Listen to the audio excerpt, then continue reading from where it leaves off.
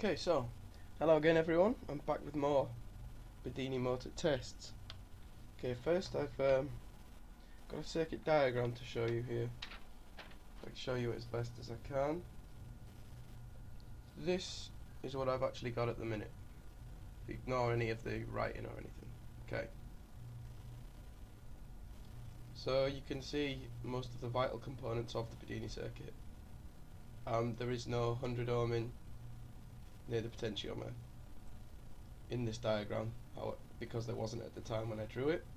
I've now since re-added that 100 ohm, so there is one in there. Otherwise you've got,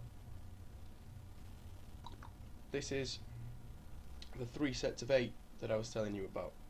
Okay, so if you look at another version of a Bedini circuit, just here, you'll see that it's 2 coils either side underneath the magnets. Okay, and if I can just twist you around, one of them's there and the other one is these 2, you see, but they're just broken in the middle there to go off to the bridge rectifier down there. Okay, so that is the current circuit, and it looks something like this. Okay, now if I could just pop that there for you.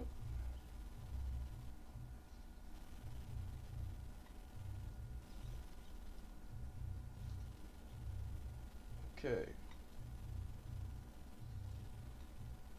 excellent. Right, now I can check some voltages on the batteries for you and begin some tests to see what we managed to get. So there's my primary battery. Oh, and this is really important, this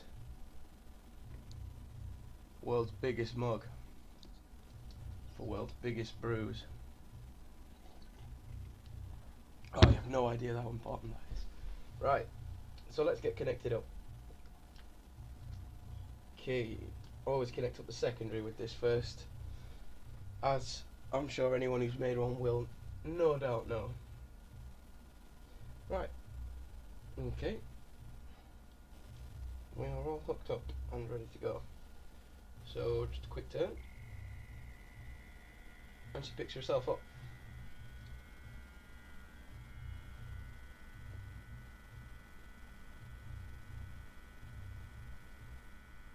Okay, so I'll try and illustrate to you how this is spinning. You may be able to see the outer edge rotating just there. Okay, that is the part that spins. The coils naturally stay still, but it's inverse to the normal Bedini in that the magnets are normally, spinning above only one coil, whereas here I've got quite a lot of coils in the middle and spinning around the outside. But it's very variable. I can get my microphone closer to it so you can hear. Okay. Makes some strange noises.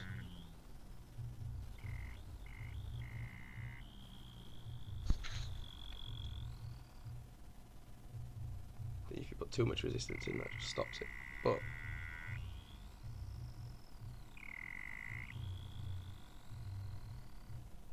weird little noises this thing makes. Right. Anyway, stop messing around with it and get it into tune. No resistance on the pot here. Increase it, it accelerates, and then just after maximum acceleration you can find the sweet spot, I believe. And it tends to sit around, I mean, I've had this motor up to 3,500 RPM, but the sweet spot on this seems to sit around 700 or 800 revolutions per minute.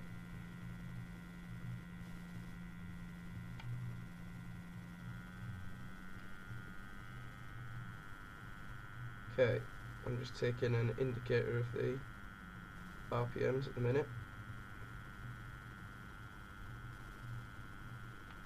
Okay, so 745 revolutions a minute is what we're now running at. Okay, so that's all in tune. That's all tuned and set up now. So I can disconnect my batteries, take some voltages, knowing that I won't have to tune the circuit at all. So, trusty multimeter out. Okay, on the primary battery we are registering 12.61 volts. And bear with me, I'll do the secondary. Secondary we're getting 11.5354, yeah, between the two. Oh, you can probably take my word for that one. Okay,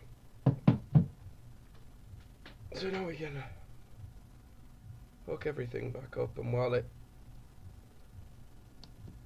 runs, I'll just give you a quick run over on what exactly is going on in this circuit. Okay, right, so standard Bedini, I've got my neon there with my transistor. The only difference on the tran from the videos made by the likes of Introvertebrate, his videos are very good, by the way. Complete explanation on how to set up your transistor, how to wire it. My only difference is the addition of this 1K resistor going from emitter to base, or base to emitter, whichever you like, and that's basically to act as a potential divider within the circuit, which I have to speak to my electronics guys as know what they've said. Anyway, this neon is a 240 volt neon. It's not a 12 volt neon, so it won't light up when I disconnect the secondary, but it will, if you can see that there. Yeah, it is working as a protector, if you like, forming a spark gap. Okay, so I'll stick you back up here. Right, time some more brew. I do like coffee. Right, so let's take some voltages for you now, some preliminary voltages.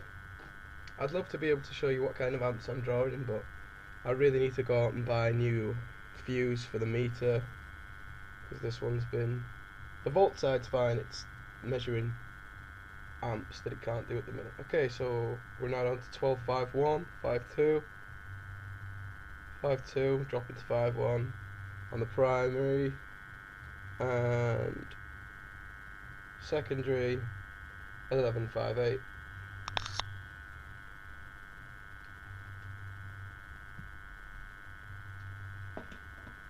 See, there's a lot about this design that I don't fully understand, as well as the other Bedini motors.